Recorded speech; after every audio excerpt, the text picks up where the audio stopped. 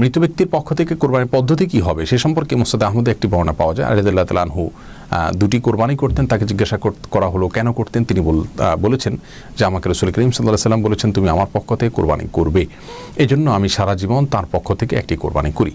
তো এই হাদিস থেকে বোঝা গেল যে মৃত ব্যক্তির পক্ষ থেকে কোরবানি করা যায়। এখন স্বতন্ত্র পশু কোরবানি করা যায় নাকি নিজের কোরবানি বা জীবিত ব্যক্তির কোরবানির সাথে মৃত ব্যক্তিকে ইনক্লুড করে নিতে পারে। যেমন একটা ছাগল বা একটা গরু কোরবানি করছি আমি বললাম আল্লাহ এটা আমার পক্ষ থেকে, এবং আমি নিয়ত করলাম আমার মৃত মা বাবা বা একাধিক ব্যক্তিকে সেখানে সম্পৃক্ত করলাম, তাদের পক্ষ থেকে করা যায়।